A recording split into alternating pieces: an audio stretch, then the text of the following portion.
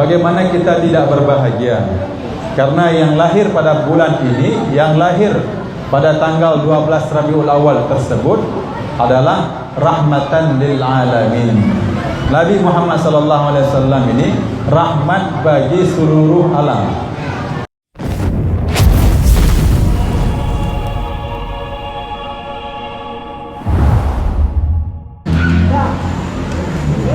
Bismillahirrahmanirrahim. Assalamualaikum warahmatullahi wabarakatuh.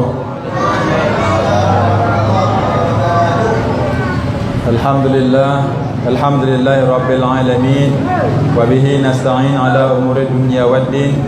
Ashhadu an la ilaha illallah wahdahu la syarika lah, wa ashhadu anna sayyidana Muhammadan abduhu wa rasuluhu la nabiyya ba'da. Allahumma salli wa sallim wa barik ala sayyidina Muhammad wa ala alihi wa sahbihi ajma'in.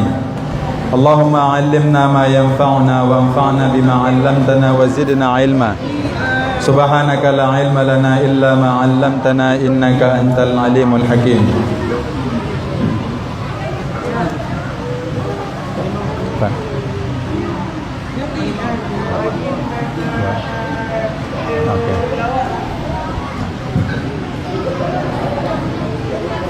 Yang kami muliakan guru-guru kita bersama yang telah berhadir di majelis yang penuh barakah ini, ustaz-ustaz, para asatiz, hadirin yang telah meramaikan ikut berbahagia di malam yang mulia ini.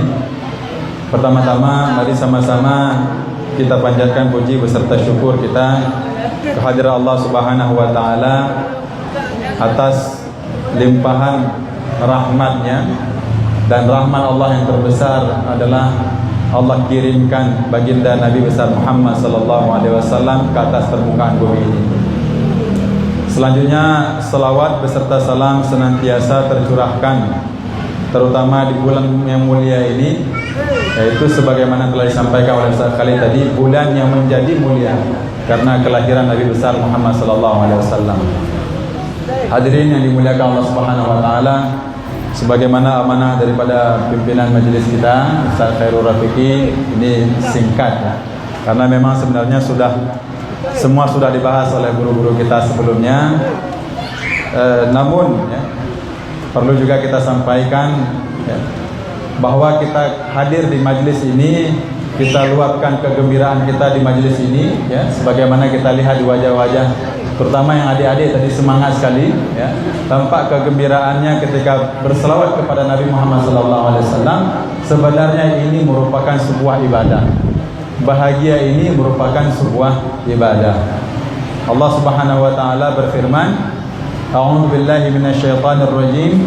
Qul bi fadlillahi wa bi rahmatihi fabidzalika falyafrahu. Ya, katakanlah wahai Rasulullah, dengan karunia dan rahmat Allah. Ya, para mufasir mengatakan karunia di sini maknanya adalah Al-Qur'an, dan rahmat Allah maknanya adalah Nabi Muhammad SAW. Dengan dua hal ini saja maka sudah sepatutnya kita berbahagia. Maka kebahagiaan kita pada malam hari ini merupakan ibadah karena kita melaksanakan perintah Allah Subhanahu wa taala. Kemudian kenapa kita berbahagia? Hadirin yang dimuliakan Allah Subhanahu wa taala, adik-adik yang kami sayangi, bagaimana kita tidak berbahagia? Karena yang lahir pada bulan ini, yang lahir pada tanggal 12 Rabiul Awal tersebut adalah rahmatan lil alamin. Nabi Muhammad sallallahu alaihi wasallam ini rahmat bagi seluruh alam.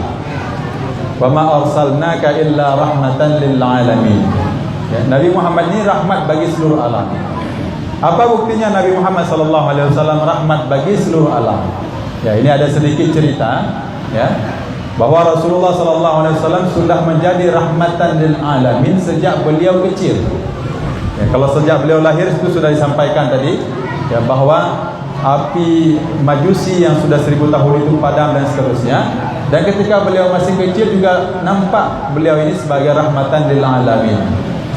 Sepakat para periwayat, sepakat para pakar sirah nabawiyah mengatakan bahawa Nabi Muhammad SAW pernah disusui oleh ibu susunya yang bernama Halimah. Dan ketika Sayyidah Halimah ini membawa pulang Rasulullah SAW ke Bani Sa'ad, tempat beliau tinggal, itu ketika itu sebelumnya tempat tersebut kering, sedang dilanda kemarau, ya, rumput-rumput mati, tumbuh-tumbuhan ya tidak ada daun-daunnya. Kemudian hewan ternak juga menjadi kurus, sehingga yang seharusnya bisa menghasilkan susu tapi tidak menghasilkan apa-apa. Ketika Rasulullah SAW dibawa pulang ke Bani Sa'ad, maka keadaan langsung berubah. Rumput-rumput yang mati jadi hijau, tanaman jadi subur kembali, ya. Dan karena itu hewan-hewan ternak jadi kedapatan makanan yang lebih banyak lagi, gizi yang cukup, sehingga mereka dapat menghasilkan, hewan-hewan ini dapat menghasilkan kembali susu-susu yang sebelumnya telah berhenti, tidak dihasilkan lagi oleh hewan-hewan ternak ini. Nah, ini bukti bahawa Rasulullah SAW adalah rahmat bagi seluruh alam, ya. Sejak beliau belum diutus sebagai Nabi, beliau sudah menampakkan, Allah sudah menampakkan pada Nabi Muhammad ciri-ciri beliau sebagai rahmatan lil alamin, ya. Oleh karena itu, ya, disunnahkan oleh para fuqaha mengatakan bahawa sunnah kalau kita misalnya doa minta hujan itu, kita memohon kepada Allah daripada keberkahan Nabi Muhammad, daripada keberkahan orang-orang saleh. Ini sepakat para imam-imam fuqaha itu mengatakan kalau kita mau berdoa, ya, maka sertakan barakah daripada Nabi Muhammad dan orang-orang saleh. Ya, mungkin kalau kita lihat tadi di Diya Ulami ini, Habib Umar juga menyertakan demikian. Jadi bukan cuma istisqa saja, tapi semua doa. Semua doa kalau kita bacakan doa, kemudian kita sebut dengan bibarkati Nabi Muhammad SAW, insyaAllah cepat terkabulkan. Ya, Habib Umar di sini dalam Diya Ulami mengatakan apa?